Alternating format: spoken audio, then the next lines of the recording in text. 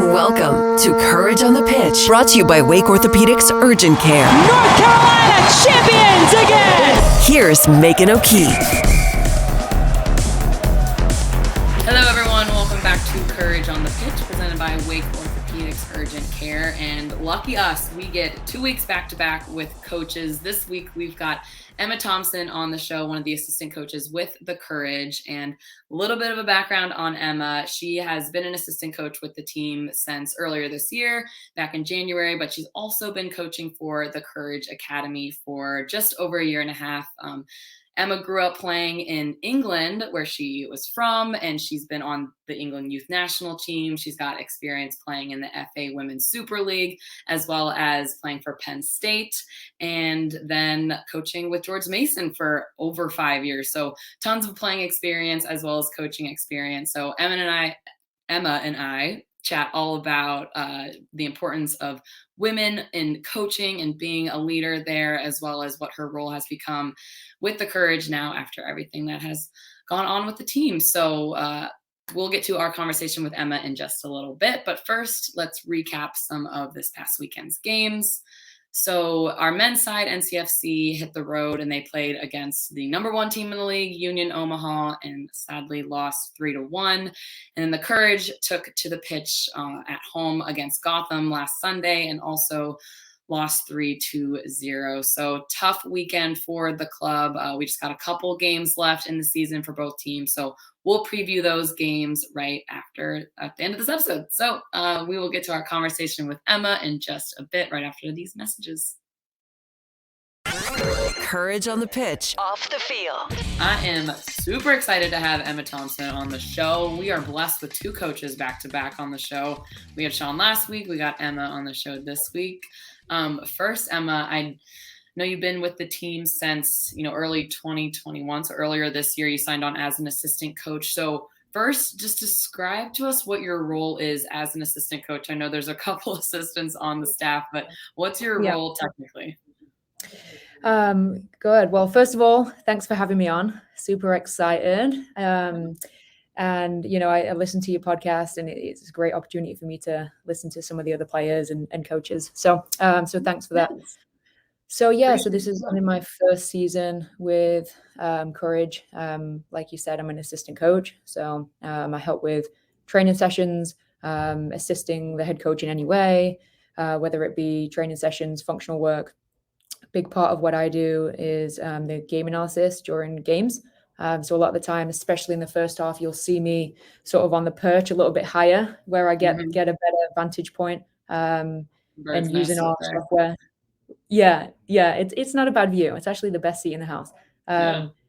So using our software system, I'll tag the game, different moments, attacking, defending, key moments, maybe key players, sending that down to the people on the field. And then, we'll sort of make adjustments as we see fit. So I help with that during games and training sessions. You'll sometimes see me with the camera, the VO, setting that up and downloading that onto our software. So the players and staff have access to that. So, just like any assistant, I'm kind of doing a bit of everything, whatever's needed. I'm willing to help out. So. Yeah, I'm curious to, with recently we chatted with Sean about, what's been going on with the team just within the past couple of weeks. And for you as being the one female staff member on the coaching staff, how has your role sort of transitioned just within the past couple of weeks with the whole staff change? Yeah, it's an interesting one because, I think if anything, it's brought the team together and it's brought the staff together and it's brought the staff closer to the players as well. It's never an easy situation to deal with. But for me as a staff, it's made me realize just how important my role as a human being is. It's not necessarily the X's and O's and my ability as a coach, but more just so the human aspect. I want to know that, I want the players to know that they have my full support and I can help them in any way on and off the field, likewise the staff. So I think really it's just made everyone's role, not just specifically mine, but more important. We're more, the players are able to see us more. We're in and around, obviously training sessions more and more in the games, but, more than anything, it's just, it's just, I think, elevated all of our roles and the importance within those roles. Yeah. Yeah, I mean, I know we've all spoken with the players a little bit, and Sean, the coaching staff, and it's still pretty raw. It was such shocking news, obviously, and so everyone's just kind of processing it. But what has the beauty of it has just being able to witness these players using their game as an outlet and getting to watch them play and getting back out there. So for you as a prior player and now as a coach, what's that been like for you to get to be a part of that, of them using their platform and just getting back out there and playing?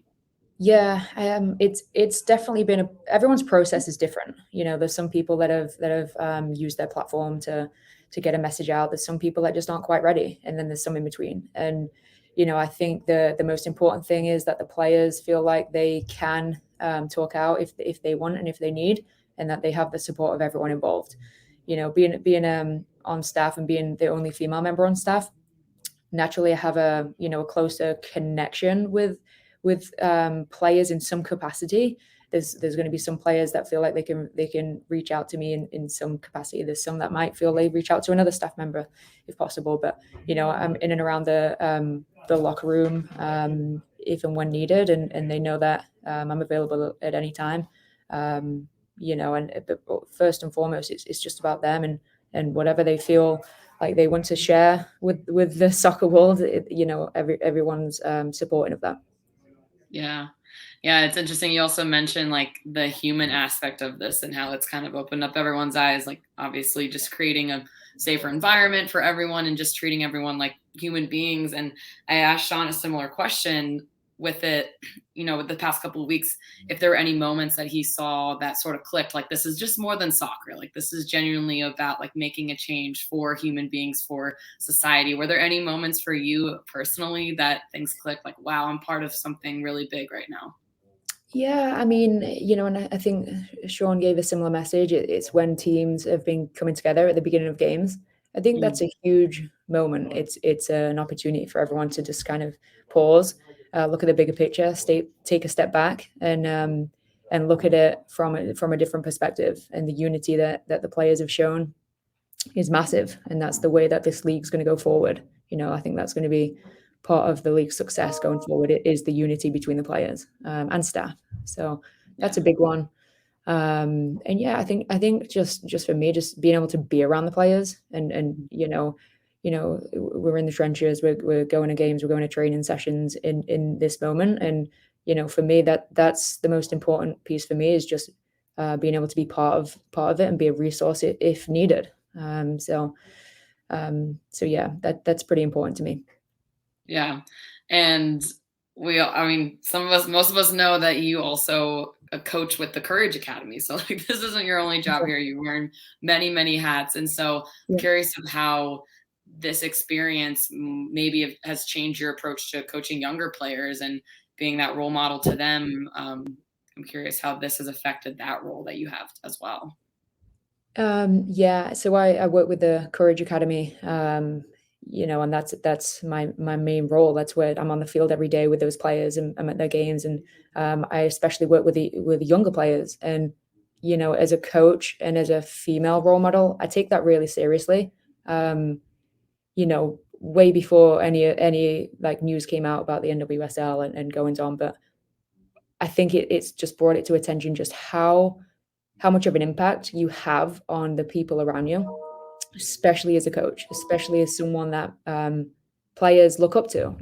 My young players, they're 11, 12, 13, 14 years old. And I mean, you think back to when we were young and we're that old and we're looking at a coach as, I mean, it's a role model, it's an idol. And anything they say, you want to do it and you want to be the very best that you can be. So, I take it very seriously. And more than anything, I think soccer should be fun. It always should be fun. It doesn't matter what level, whether you are a U5 to professionals.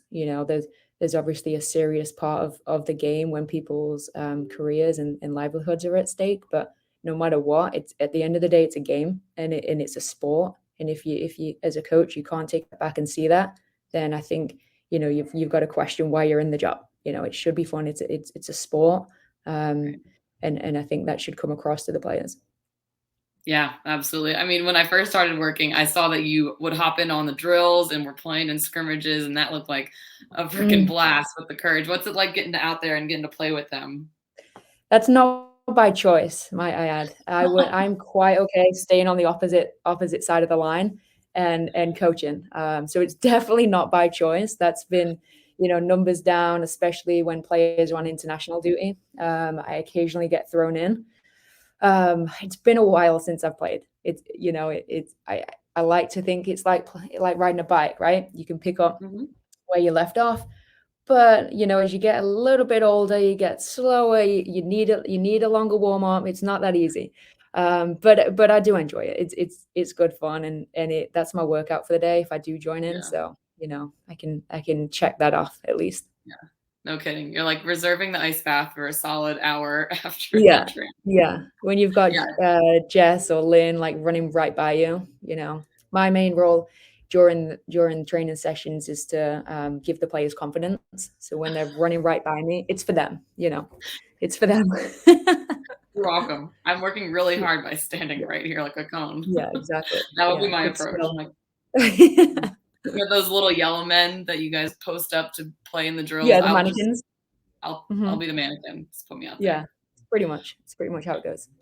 Well, I know you're very obviously self-deprecating, but I don't know if that comes from I want to get into, you growing up in England, you played Mhm, for the youth national team for a bit of time before coming to the States, playing for Penn State, and mhm. then obviously pursuing the coaching path. But I want to backtrack and talk about growing up in England, you pursuing playing soccer. I think you had three brothers, right? I'm curious if was your family pretty Yeah, yeah. athletic and So soccer so focused? two brothers, two brothers. Oh, gotcha.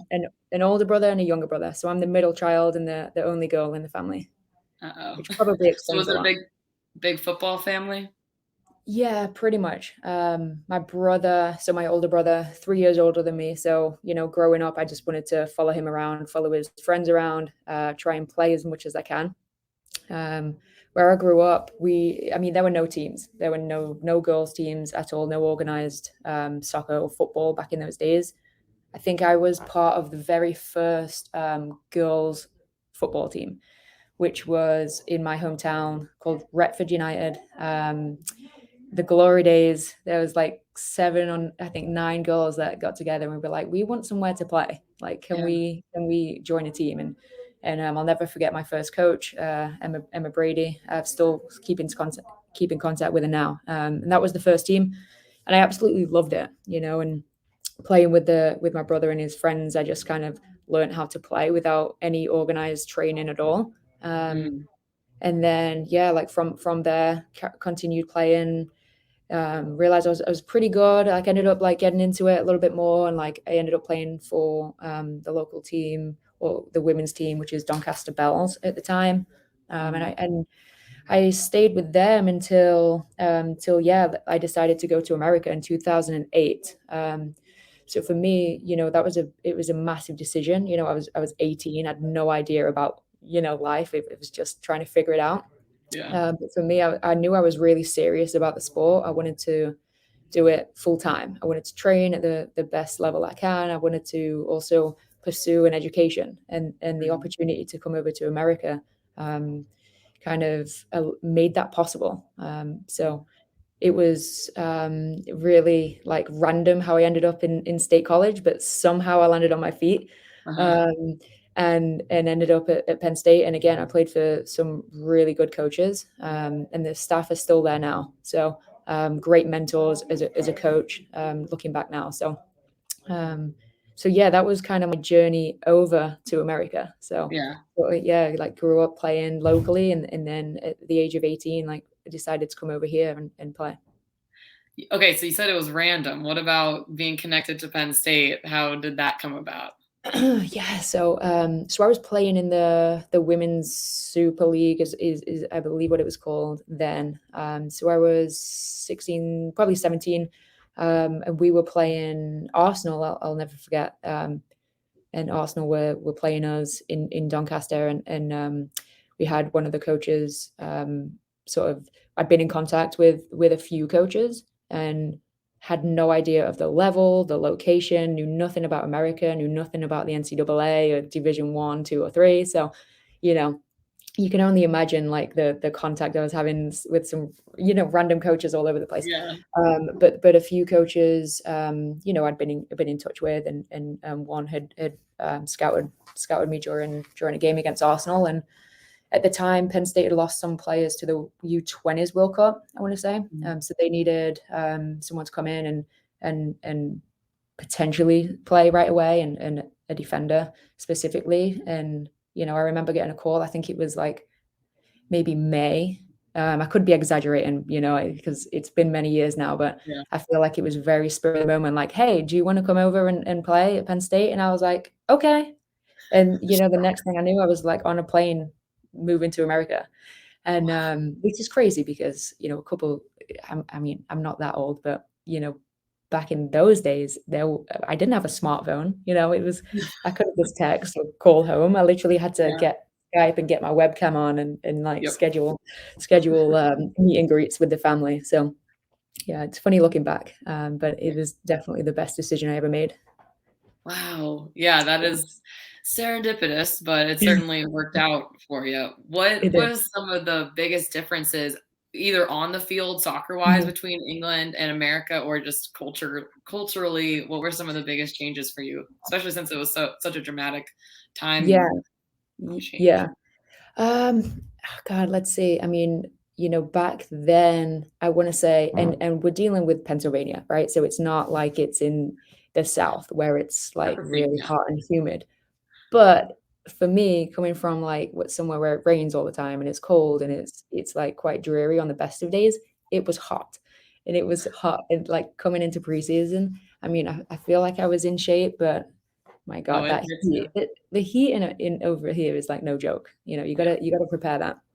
So, culturally, I felt as though right away so many personalities everywhere. Like it just, I was, again, I was like 18 years old, just like get off the plane, and I've got all of a sudden like 25 new teammates that are all like, "Hi, welcome." And I'm like, You're like, "Why are "Ah, you being so nice to me?" yeah, why is everyone so nice?" I'm used to people being cynical and sarcastic in England, Yeah. but no, it was that was, just personally, that there was two of the things where I've literally noticed right away, like, "Huh, I'm definitely somewhere different."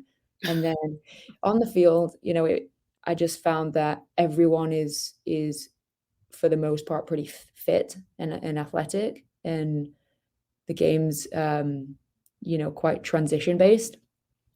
Attacking, defending, you constantly, with some emphasis on possession, of course, but I did find that my game, like, I had to be stronger. I had to be more powerful. I had to be more physical if I wanted to compete at the highest level. So, Mhm.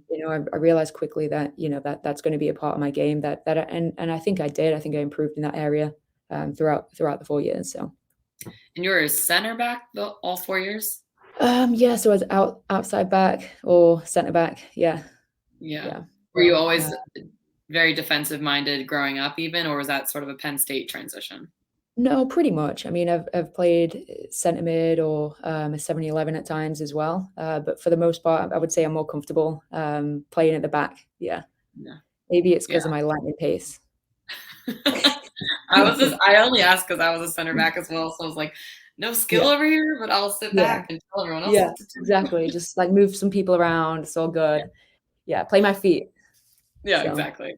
yeah. Exactly. But, so I was doing some research and saw that you had a very successful college career, four-year starter, two-year captain, and then you went on to play professionally again for a little bit Yeah. after graduating, while also, I don't know if it was simultaneous, but you were doing some coaching while you were pursuing your graduate degree. So Yeah. when was there a moment when you maybe thought, okay, coaching is the route I want to go Yeah. versus pursuing more professional playing? Yeah, it was right after I graduated. So, like 2012, I went back home, wanted to keep playing, wanted to keep pursuing that. Um, but I'd fallen in love with, because I was coaching actually during my college senior year too. And I loved it. And when I went back home, I was at a point in my life where I needed to figure out what's next for me. And I fell in love with the US. I love the people. I love the commitment to sports and women's sports in general. I just feel like the US, they do things right. They've really compared to other places and compared to Europe, they've always been sort of a leader in supporting women's sports. And I just felt like I was drawn back. I didn't feel at home when I went back home. It was crazy, and I'm like, I wanted to get back, and I wanted to get back and get into coaching. And I would say, sort of midway through my season in England, I was like, I want to get back, and I want to, I my head coach at Penn State helped me get back, and I became a grad assistant in St. John's. Which is in New York, Queens, New York.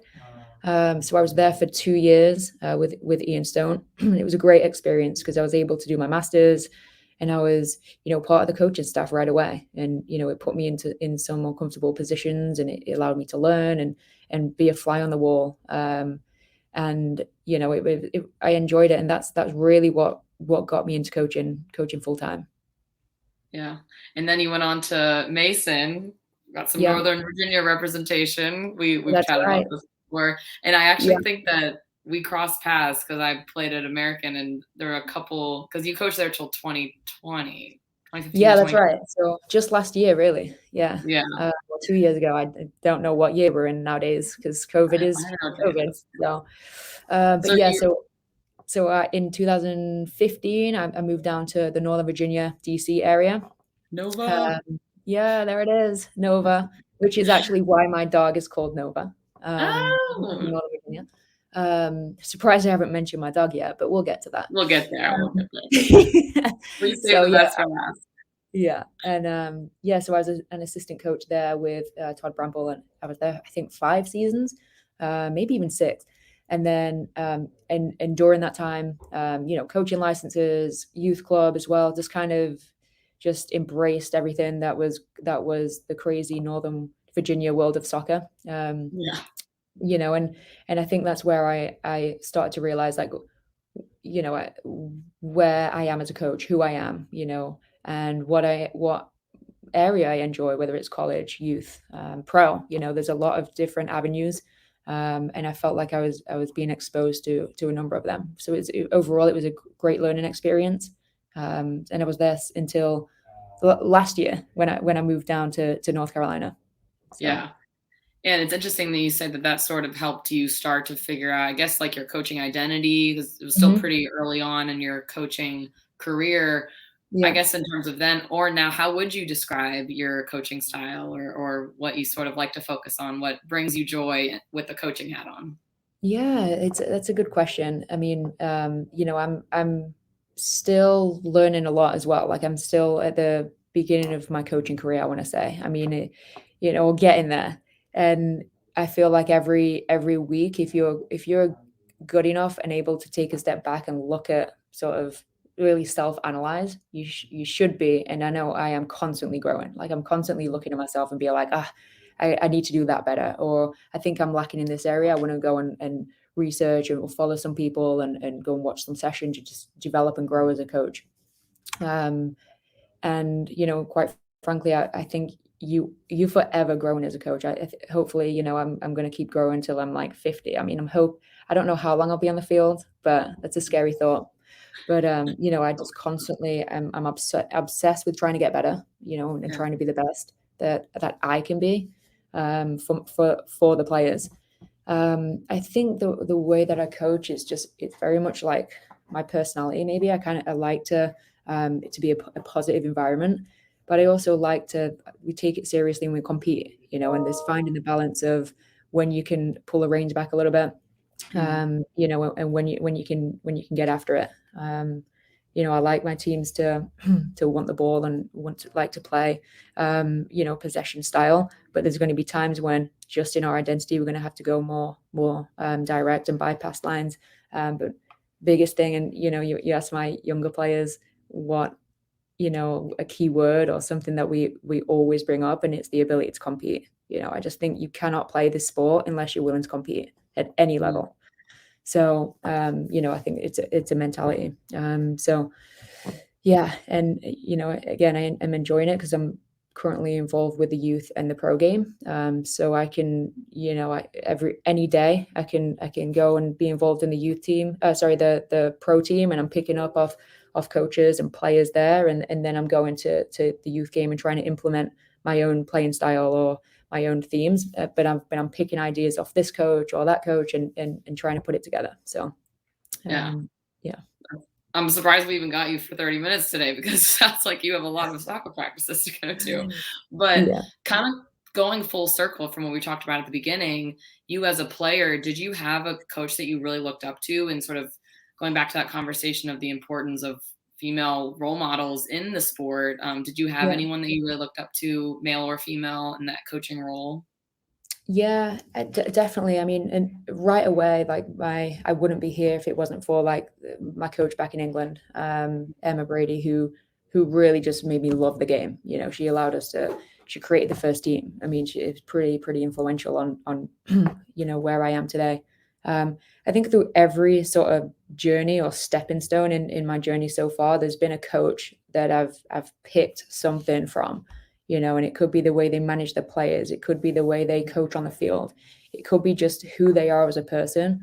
I like to think of myself as a sponge. When I'm looking or watching a coach or listening, I'm like picking off things. I'm like, wow, this is really good, or that message is good, but I think I would have done this a little bit differently, or So the coaches at Penn State, Erica and Tim and Michael, who's there previously, great role models. I keep in touch with Erica, probably more specifically. Great role model, good inspiration. I'm always calling her if there's any decisions or thoughts. I'm annoying her with my phone calls. More recently I've been mentored with Jill Ellis, and she's been incredible for this past year. I mean, talk about a role model. She's Casual. I'm like, okay, just casual. Yeah, just like get on the phone with Jill. Not a big deal. But even in club, my previous clubs and like Bobby Pupioni, there's club coaches there at sort of every step. Todd Bramble when I was at Mason. It's like every single person that I've got to work with, there's something that is, I've taken and I've somehow tried to add that into my sort of toolbox to utilize. So yeah. I think that's such a cool perspective because so much of the time we think about the players and then them surrounding themselves with teammates and people around them to make them better. But there's not a lot of times we hear about the coaches and their perspective. And it sounds like you've just created this team sort of around you, even from different steps in your career, that now you have this cool little squad that is there to support you, that you can hit up and call for advice. And so from that side, even as a player, player now coach, you still have that same mentality of like surrounding yourself with people who support you and believe in you. So before we get to some off the field stuff, my last soccer related question is, what does the future look like for you? What are some of your future goals in the coaching world? Oh, that's a good one. Because if there's nothing, it's okay, but just curious. I love being part of the pro game. I love being part of the teams. I love being part of the players. Just that, like, it's the top level. Some would say in the world, the top league in the world for women. I definitely see that being part of my future. I enjoy sort of, it's so refreshing when you go from, a pro environment and then you go and see like these little 12-year-old girls who are just so eager to be there. It's like, it's almost like, it's a breath of fresh air in some way. But, I think between the youth and in pro, I'm not quite sure what the next step will be. But I think I'm in a pretty good spot, and I guess time will tell with that. Yeah, cool. Well, A little bit kind of an answer, but not really. Okay, we'll be on the edge of our seats, holding us into the suspense. All right, well, let's transition to real quick some things off the field. Get to know Coach Emma, non-soccer, if you have time for anything non-soccer related. But Wait, this is sort of like outside of soccer. Wait, what is that? What mean, is sleep? I don't know. This is sort of rapid fire-esque, but just a couple things. I know we chatted before, but curious okay, we'll start with this. What is your go-to off day activity if you have one of those so-called off days? Okay, so-called off days. I've heard about them. I've heard they're pretty good. I'd like to experience them one day. But big on Jamie, my wife, and our dog. We love my dog, German Shepherd, Nova, who we mentioned earlier. Mhm. Hiking, we like going to the lake, on the paddle boards. Part of our quarantine purchase were 2 paddle boards last year. Best Ooh. best thing ever. We Are love they one them. of the inflatable ones? Yeah, Oh, those look amazing. You can nice. put it on like a backpack and walk wherever you want, get on the lake. Right. So yeah, kind of outdoorsy. We tried camping a little bit. We've done a little bit of that when we were in Virginia. Mhm. You can get right to like the Appalachian in 30 minutes, which is pretty Yeah. amazing. But here we went camping a little bit west, like closer to Boone. So we like to Ooh. think we're a little outdoorsy from time to time. I But yeah. I do have a follow-up because as a newbie to the area and attempting to be outdoorsy, what are some of your go-to tips for like an amateur camper? Is there anything that you did? You're like, oh my God, I can't believe I did that, or I should have done this. Like, Yeah. camping sounds fun. Yeah. Then all of a sudden you're there, you're like, what am I doing? It's funny because we are very much amateur still. Like, Okay. trust Take it me, till you make I'm it. no expert, but a tent that doesn't leak is pretty important Oh, from yeah. personal experience. Yeah. You always need like a good set of like flashlights or lights that you can put around your little campsite, because when you're in the middle of nowhere, it is dark. Like one Mhm. little flashlight is not going to do it. You need a ton. And honestly, like having a dog with us made me feel a lot safer than if we didn't have Nova, honestly. That's So I would say maybe some sort of protection from mhm. God knows what, bears, people, who knows? But pretty important. And obviously, I think when it comes to the food, I would almost like prep the food so you don't have to deal with it. Just throw it on the grill, you're good to go. Yeah. Okay. All right. Noted. I'm gonna take some notes for that. Yeah. A couple more here. Let's see. The most recent thing that you've been binging, whether it's TV shows, podcasts, what are you into? Ooh, honestly, I don't watch a ton of TV, and I'm kind of a loser. As you can imagine, anything I watch is usually games. Like like big on Premiership. Like me and Jamie will Yeah. get up, and it's like 7:30. We'll be watching the first Premiership game, and then the next one, and whatever. And then when especially NWSL games are on, Mhm. we're watching soccer a lot. I'm a big podcast listener. Um, Mhm. True crime, murder mysteries, type of like Especially real for life camping. stuff. It's yeah, very Great scary camping when you prep. go camping and you're like, remember that podcast we've listened to about those 2 girls that went camping? Yeah. Not Um, running. yeah, but big on like I listen to podcasts all the time because I'm always kind of in the car going from one thing to the next. Right. Yeah, so true crime, I like to listen to like, of course, like coaching podcasts. Again, I Oh, told you I'm kind of boring, but and also like history. I'm a bit of a geek. I do like listening to like, history on like the Tudors or like American history. I'm trying to branch out a little oh, bit. I find interesting. that stuff interesting. Yeah. Oh, that So is interesting. yeah. Last one, and this may or may not be setting you up for a story. I'm dying to hear. We heard about your favorite animal. What's your Yeah. least favorite animal in Oh, yeah, that's a please? good one. Yeah, so, yeah, so, it's gonna have to be a skunk, obviously. Oh, interesting. Yeah, in college, senior year, um, late at night, got sprayed in the face by a skunk. Um, Oh my god. yeah, like, as it was freezing cold in state college, as you can imagine. I'm running back home from getting dropped off down a little pathway. I'm so close to my house, I can literally see the door handle, and I run into now what I know now was a poor little, skunk just trying to cross the road, and it completely sprayed me from, like, the hip up. Yeah, like Oh, and I was in shock. I had no idea what it was, until I realized, like, and I couldn't see it. I mean, it's I can imagine it's like being maced in the yeah, eyes. I mean, I was first of all very smelly for a bit of time. a couple hours, but my hair, because it got my hair, like that's how high it got me. Every Jeez. time I washed my hair for like 2 weeks, yeah, I could still smell the whatever scent that is. Oh my So gosh. yeah, it was a great story for my teammates. They loved it. I'm some of my sure. teammates were with me. Yeah. Well, they were in the house when I finally got there, and they were like, "Oh my God, what is that smell?" And like, I'm just blind trying to get to the shower. So yeah, it's gonna have to be a skunk. Yeah.